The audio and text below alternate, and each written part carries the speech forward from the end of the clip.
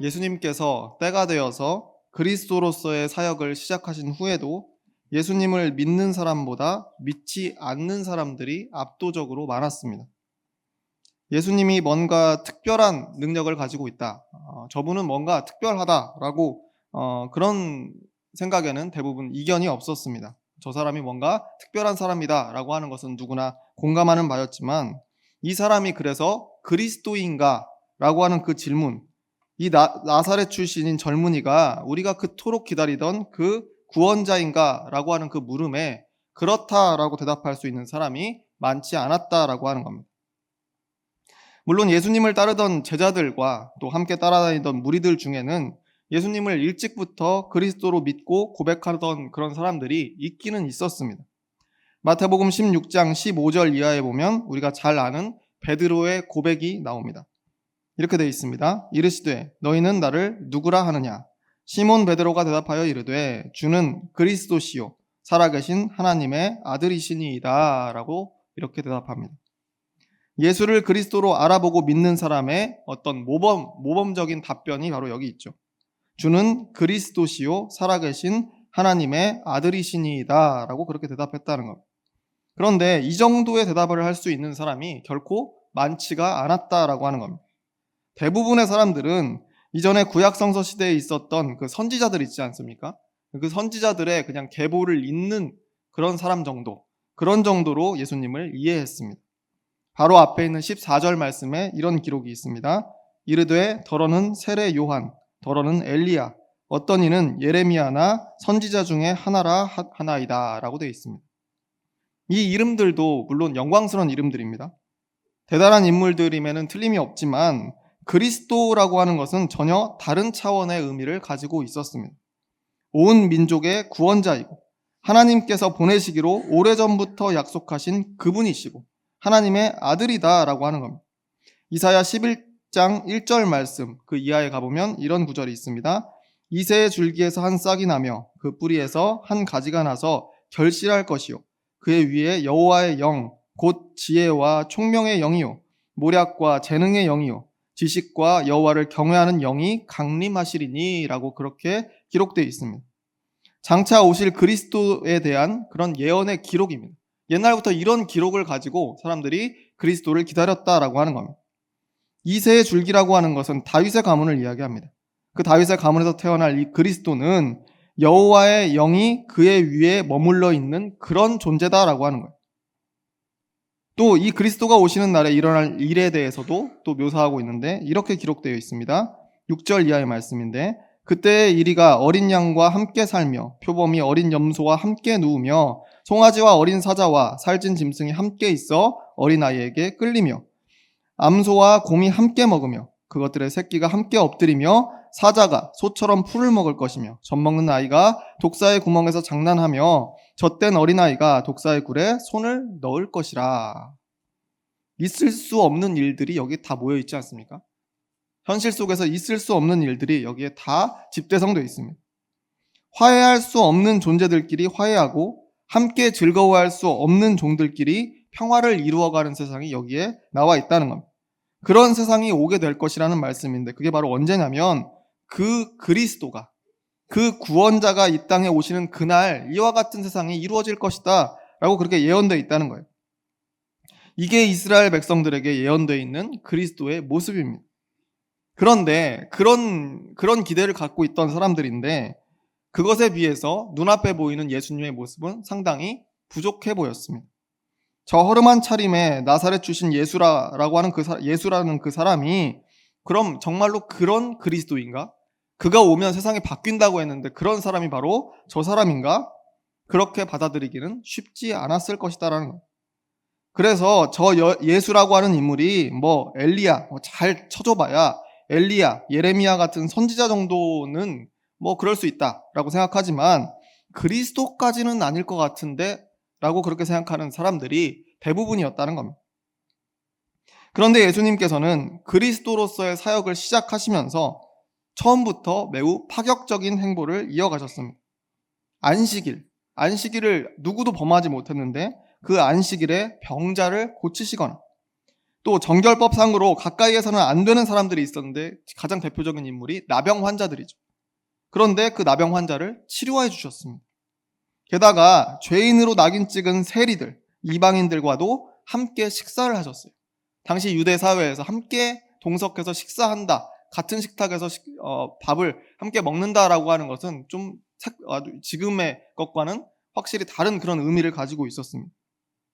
한마디로 율법상으로 논란이 커질 만한 일들이 참 많이 있었는데 그것을 전혀 망설임 없이 예수님께서 행하셨다라고 하는 겁니다. 당시의 정서로 볼 때 율법을 어기는 것은 단순히 좀 능력이 뛰어난 사람, 아니면 뭐 그 사람이 정말 선지자라고 할지라도 그렇다고 해서 용인될 수 있는 그런 일이 아닙니다. 율법을 어기는 것은 누구를 막론하고 그냥 안 되는 일이었습니다. 그래서 특히 율법을 수호하는 사람들이 있었죠. 율법의 지킴이를 자청하는 사람들. 그런 사람들이 바로 바리새인들입니다. 그 바리새인들에게는 이게 심각한 죄악으로 여겨질 수밖에 없었다는 것. 그러니까 처음부터 등장할 때부터 이렇게 율법을 자꾸만 무시하는 행동을 하는 이 예수님을 좋게 볼래야 볼 수가 없었던 겁니다. 그러면서 이 나사렛 예수를 그리스도다라고 생각하는 것 자체가 어불성설이다라고 그렇게 여겼다는 것. 그래서 바리새인들은 처음부터 대놓고 예수님을 싫어하기 시작했습니다. 이후에 예수님이 가시는 곳마다 쫓아오라고 한 것도 아닌데 계속 쫓아다니면서 회방을 놓는 사람들이 바로 바리새인들이었죠. 그러던 어느 날 예수님께서 한 세관 앞을 지나가십니다. 그 세관 앞을 지나가시다가 레위라고 하는 세리를 만나게 됩니다. 그리고 그 세리에게 단도직입적으로 말씀하시는데 나를 따라와라 라고 말씀하십니다. 그랬더니 이 레위는 두말할 것도 없이 그 자리에서 모든 것을 버리고 예수님을 따라 나섰다는 겁니다. 모든 것을 그 자리에 버리고 예수님을 따라 나섰다는 것. 어떻게 그런 일이 있을 수 있을까? 어떻게 한 번에 그렇게 결정할 수 있을까라고 하는 의문이 들기는 하지만 성경을 아무리 찾아봐도 예수님과 레위 사이에 어떤 일이 있었는지는 자세히 나와 있지가 않습니다. 그저 예수님은 따라오라고 말씀하셨고 세리였던 그 레위가 그 말씀에 순종했다라고 하는 결론만 쓰여져 있을 뿐입니다. 성경은 오히려 그 다음에 일어나는 일에 주목하고 있습니다. 그 내용이 바로 오늘 우리가 읽었던 본문인 누가복음 5장 29절 이하에 나오는 말씀입니다. 이렇게 29절 말씀에 보면 이렇게 되어 있습니다. 레위가 예수를 위하여 자기 집에서 큰 잔치를 하니 세리와 다른 사람이 많이 함께 앉아 있는지라. 레위는 예수님을 따르기로 결정한 그 다음에 집에서 큰 잔치를 열었다는 겁니다. 그 현장을 묘사하기를 세리와 다른 사람이 많이 함께 앉아 있는지라 라고 되어 있는 거예요. 세리였던 레위와 더불어서 예수님을 따르던 병자들과 가난한 사람들, 또 율법적으로 볼 때 죄인으로 분류되는 그 사람들까지 다 함께 예수님하고 같이 다양한 사람들이 그 집에 모여서 큰 잔치를 벌였다라고 하는 겁니다. 그런데 그곳에 누가 있었겠습니까? 바리새인들과 또 서기관들도 그 자리에 있었습니다. 물론 이 사람들이 잔치 때문에 온 것은 아니겠죠. 잔치를 즐기려고 온 것이 아니라 예수님과 그 제자들을 지켜보고 감시하려고 따라온 거 아니겠습니까? 자신들이 철석같이 믿는 그 율법에 의하면 이 세리라고 하는 존재, 이 세리라고 하는 직업을 가진 사람들은 백성들의 고혈을 빨아먹는 죄인들이다라고 그렇게 이미 규정한 사람들입니다. 게다가 그 자리에 함께 참여한 사람들의 상당수가 그들이 머릿속에 이미 가지고 있는 정결법으로 볼 때는 부정한 사람들 아니에요. 바리새인들과 서기관들이 볼 때에는 부정한 사람들끼리 모여서 지금 잔치를 하고 있다라고 하는 겁니다. 그런데도 예수와 그 제자들이 그 자리에 참여하고 있는 것을 보고 경악을 금치 못했다라고 하는 겁니다. 30절 말씀에 이렇게 되어 있습니다. 바리새인과 그들의 서기관들이 그 제자들을 비방하여 이르되 너희가 어찌하여 세리와 죄인과 함께 먹고 마시느냐 라고 경악하고 있는 거죠. 있을 수 없는 일을 너희가 지금 저지르고 있다라는 그런 말입니다. 어떻게 저 죄인들과 함께 잔치자리에서 먹고 마시면서 즐거워할 수 있느냐라고 이야기하는 거예요. 이 말을 지금 제자들에게 하고 있다는데 그거 뭐 제자들에게만 한 이야기겠습니까? 예수님 들으라고 한 이야기죠. 너희들의 스승은 대체 어떻게 되어 먹은 사람이길래 상황이 이런데도 너희를 나무라지도 않고 심지어 자기 자신도 이 잔치에 지금 정신없이 참여하고 있는 것이냐라고 그렇게 비난을 하고 있는 겁니다. 그 말을 들으신 예수님께서 제자들을 대신해서 이렇게 답변하고 계십니다. 31절과 32절 말씀입니다. 예수께서 대답하여 이르시되 건강한 자에게는 의사가 쓸데없고 병든 자에게라야 쓸데있나니 내가 의인을 부르러 온 것이 아니요 죄인을 불러 회개시키러 왔노라 라고 이렇게 대답하셨습니다. 너희가 죄인으로 부르는 그 사람들, 그래 그들이 만약에 죄인이라고 치자. 그러면 그 죄인들을 내가 회개하게 하고 치료하고 고치려고 내가 이 땅에 온 것이다 라고 그렇게 답변하셨다는 거예요. 그러니까 이 세리와 죄인들, 가난하고 병든 사람들과 내가 함께하는 것이 당연한 것 아니냐라고 이렇게 반문하고 계시는 겁니다. 그런데 이 대답을 듣고 바리새인들과 서기관들이 다시 이렇게 지적하고 있습니다. 33절 말씀입니다. 그들이 예수께 말하되 요한의 제자는 자주 금식하며 기도하고 바리새인의 제자들도 또한 그리하되 당신의 제자들은 먹고 마시나이다. 죄인을 불러서 회개시키기 위해 왔다고? 아니, 그런다는 사람이 지금 같이 먹고 마시고 즐기면서 무슨 회개를 시킨다는 이야기냐. 그렇게 생각하면서 이 말을 하는 겁니다. 그래서, 저 세례 요한의 제자들도 다 죄인들을 회개시키려고 금식도 하고, 또 우리 바리새인과 그 제자들도 다 그렇게 금식한다. 왜냐하면 저 죄인들을 회개시키기 위해서 우리가 그렇게 하는 건 아니겠느냐. 그런데 당신네들은 먹고 마시고 있지 않느냐. 먹고 마시고 즐기면서 누구를 회개시킬 수 있다는 말이냐라고 바리새인들이 그렇게 지적하고 있는 겁니다. 아마 혀를 끌끌 차면서 말도 안 되는 소리를 하고 있다고 그렇게 이야기했을 것 같아요. 율법을 잘 지키는 삶, 세상과 구분되는 성결하고 거룩한 삶, 이런 삶을 위해서 자신들은 금식을 한다는 겁니다.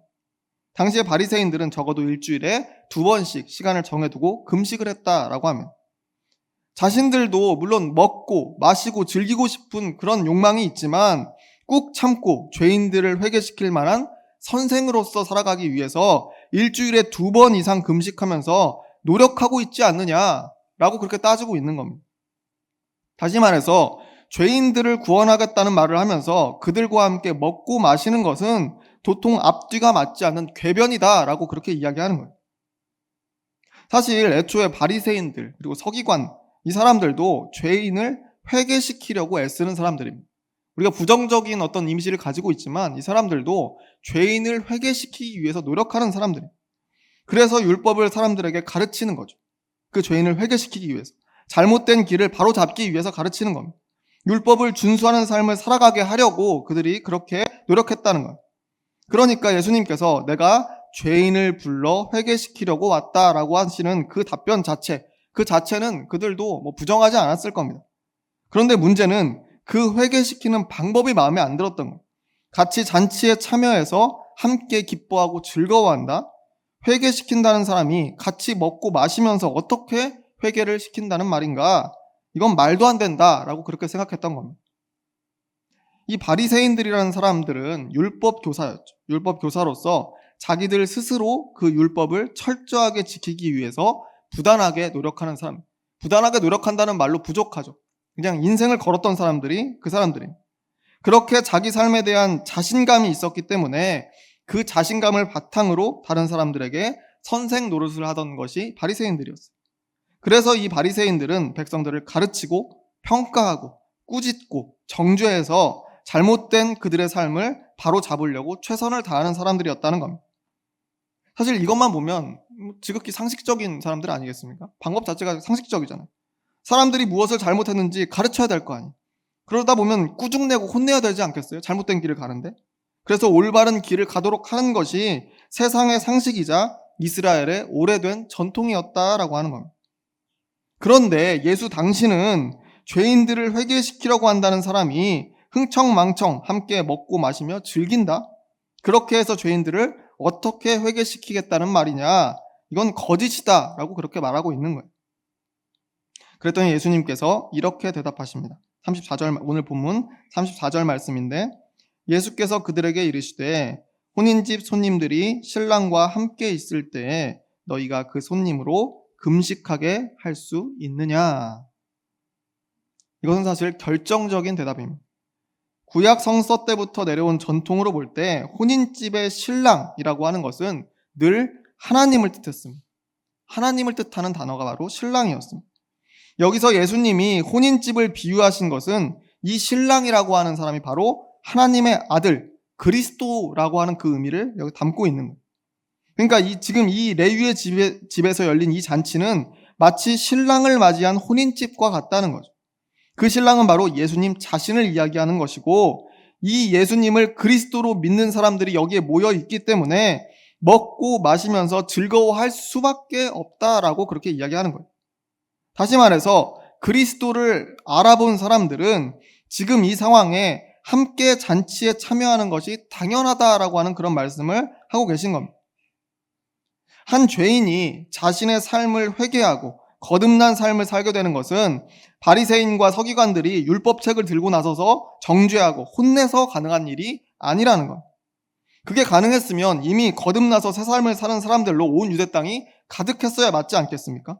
왜냐하면 오랜 세월 그 방법을 써오지 않았어요. 계속해서 사람들이 일어나서, 학자들이 일어나서, 율법학자들이 일어나서 이게 율법이다, 당신들 이렇게 잘못하면 안 돼, 혼내고 다그치고 정죄해서 그 사람들을 과연 정말로 회개시켜서 제자리로 돌려놨다라고 한다면 지금 이 시대까지 이르렀을 때 죄인이 하나도 없어야 정상 아니겠습니까? 그런데 오랜 세월 그 방법을 써봤지만 실패했기 때문에 하나님께서 그의 독생자를 이렇게 그리스도로 보내신 거죠. 그리스도를 알아보고 그를 따라 동행하기만 하면 회개하게 되고 거듭나게 되어서 새 삶을 살아갈 수 있다라고 하는 겁니다. 그렇게 하시려고 하나님께서 예수님을 이 땅에 보내셨다는 겁니다. 그저 그리스도를 제대로 알아보기만 하면 저 나사렛 예수를 겉으로 볼 때에는 그리스도답지 않은 모습들이 있을지 모르지만 저 나사렛 예수를 하나님의 아들 그리스도로 믿기만 하면 이제까지의 자신의 삶을 바꾸어낼 수 있다라고 그렇게 이야기하는 거예요. 지금 잔치를 열고 있는 세리 레위가 바로 그것을 증명하는 사람 아니겠어요? 예수님의 부르심 한 번에 뭐가 어떻게 된 것인지는 우린 잘 모르지만 어쨌든 예수님의 부르심을 그리스도의 부르심으로 듣고 모든 것을 버리고 따랐다라고 그렇게 기록되어 있지 않았습니까? 레위는 새 삶을 얻게 됐습니다. 다시 말해 구원받았습니다. 그리스도를 알아보고 그를 통해서 새 삶을 얻게 된 것, 그 사람이 바로 레위입니다. 그것에 기쁘고 감사해서 지금 이 잔치를 열고 있다는 거 아니겠어요? 그러니까 이건 너무나 자연스러운 일이었다는 거, 하나님이 계획하시고 실행하시는 일이었다는 거. 누가복음 10장에 가면 마르다와 마리아 자매의 이야기가 나옵니다. 예수님께서 집에 오셨다고 잘 대접하려고 이 언니였던 마르다가 정신없이 집안일을 하면서 뛰어다닙니다. 그런데 보니까 동생은 안 뛰어다니는 거예요. 나만 고생하고. 그러니까 동생은 계속해서 예수님 옆에 착 붙어 있는 겁니다. 자기는 지금 바빠 죽겠는데 이 동생은 일을 돕지를 않고 예수님 말씀 듣기에만 집중하고 있는 거예요. 그것을 보면서 불평하는 내용이 누가복음에 나옵니다. 그 상황에 예수님은 이런 말씀을 하셨습니다. 누가복음 10장 42절 하반절 말씀입니다. 마리아는 이 좋은 편을 택하였으니 빼앗기지 아니하리라 하시니라. 동생인 마리아는 이 좋은 편을 택하였으니 빼앗기지 아니하리라. 마리아가 택한 좋은 편이 뭡니까? 그리스도와 함께 있는 것이었죠. 예수님을 그리스도로 제대로 알아봤기 때문에 모든 것에 우선해서 그와 함께 있는 것에 집중한 겁니다. 그것이 바로 그리스도를 영접하는 합당한 자세다라는 말씀을 예수님께서 이 이야기를 통해서 해주시고 계신 거죠. 혼인집 손님들이 신랑과 함께 있을 때 그것이 바로 이와 같은 상황이라는 거예요. 다시 말해서 지금 눈앞에 있는 이 나사렛 예수가 오실 그이 그리스도다라고 하는 것을 진심으로 깨닫고 함께 먹고 마시면서 기뻐하는 사람들은 지금 좋은 편을 택한 사람들이다라고 하는 겁니다. 그런데 바리새인 너희들은 왜 너희 눈앞에 지금 그리스도가 왔는데도 알아보지 못하고 있느냐고 예수님께서 안타까워 하시는 거죠. 그러니까 기뻐하지도 못하고 즐거워하지도 못하고 편히 먹고 마시지도 못하면서 이 그리스도의 잔치상에 참여하지 못하고 있는 것 아니냐 예수님께서 한탄하고 계시는 겁니다. 그러면서 한 가지 말씀을 덧붙이시는데 오늘 본문 누가복음 5장 35절 말씀입니다. 그러나 그날에 이르러 그들이 신랑을 빼앗기리니 그날에는 금식할 것이니라. 그날에 이르러, 지금은 잔치의 때이지만 곧 신랑을 빼앗기는 날이 올 것인데 그때가 되면 비로소 이 사람들은 너희가 시키지 않아도 알아서 금식하게 될 것이다. 상당히 의미심장한 말씀을 여기 더하고 계시는 거죠. 사실 우리는 이때가 언제인지 이미 알고 있습니다. 바로 그리스도가 세상의 모든 죄를 짊어지시고 십자가의 길을 걷게 될 때가 바로 그때입니다. 그때가 되면 축제는 그치게 되고 함께 겸허한 마음으로 고난의 길에 동참하게 될 것이다 라고 하는 그런 말씀입니다. 다시 말해서 그리스도를 따라서 슬퍼해야 할 때가 있고 즐거워해야 될 때가 있다라고 하는 겁니다. 근데 그것은 언제부터 언제까지인지 인위적으로 계산할 수 있는 것이 아니라는 거예요. 무슨 공식처럼 일주일에 몇 번은 금식을 하면서 슬퍼하고 말고 할 것이 아니다라고 하는 그런 말씀이에요. 단지 예수가 그리스도이심을 제대로 깨달으면 계산하지 않아도 자연스럽게 그때에 동참할 수 있게 된다는 말씀입니다. 마태복음 11장 16절과 17절 말씀에 예수님께서 이런 말씀을 하신 적이 있습니다. 이 세대를 무엇으로 비유할까? 비유하건대 아이들이 장터에 앉아 제 동물을 불러 이르되 우리가 너희를 향하여 피리를 불어도 너희가 춤추지 않고 우리가 슬피 울어도 너희가 가슴을 치지 아니하였다 함과 같도다 라고 이렇게 말씀하신 적이 있습니다. 슬피 울어도 가슴을 치지 아니하였다. 그리고 피리를 불어도 너희가 춤추지 않았다. 레위의 잔치집에서 화를 내던 바리새인과 그리고 또 서기관들이 바로 이와 같은 거 아니겠습니까? 그리스도의 때에 동참하지 못하던 사람들이 바로 그들이었습니다. 즐거워해야 될 때에 즐거워하지 못하는 사람들이 바로 그 사람들이었다는 거예요. 오늘 본문 속 바리새인과 서기관들이 바로 그런 사람이었다라고 예수님께서 말씀하시는 겁니다. 그렇다면 무엇이 이 바리새인과 서기관들의 눈을 가려서 예수를 그리스도로 알아보지 못했을까요? 레위의 집에 모여있던 세리와 죄인들은 예수가 그리스도이심을 단번에 알아봤는데 오히려 정결하고 율법에 무결한 바리새인과 서기관들은 왜 그리스도를 알아보지 못했던 걸까? 여기에 예수님은 이런 비유를 이어서 들려주십니다. 오늘 본문 누가복음 5장 36절과 37절 또 38절까지의 말씀인데 그중에 36절을 먼저 보면 이렇게 되어 있습니다. 또 비유하여 이르시되 새 옷에서 한 조각을 찢어 낡은 옷에 붙이는 자가 없나니 만일 그렇게 하면 새 옷을 찢을 뿐이요 또 새 옷에서 찢은 조각이 낡은 것에 어울리지 아니하리라 라고 되어 있습니다. 한마디로 헌 옷을 버리지 않으려다가 새 옷까지 망친다라는 그런 말 아니겠습니까? 여기서의 새 옷이 뭘까요? 새로운 율법으로 오신 예수 그리스도를 뜻하고 있습니다. 예수를 그리스도로 받아들인다고 하는 것은 새 옷을 입는 것이나 마찬가지라는 거예요. 그런데 바리새인과 서기관은 낡은 옷을 포기하지 않으려고 했다는 거예요. 구약의 율법은 이미 그 한계에 다다랐는데 율법 자체가 문제가 아니라 그 율법을 지키고 실행하는 방법이 이미 실패로 끝났다라고 하는 거예요. 그런데도 그 율법이라는 낡은 옷을 붙들고 어떻게든 그 구멍난 것들을 메워보려고 하기 때문에 오히려 그리스도를 받아들이지 못하고 급기야 나중에는 마치 새 옷을 찢은 것처럼 예수 그리스도를 십자가에 못 박게 된다라고 하는 그런 말씀입니다.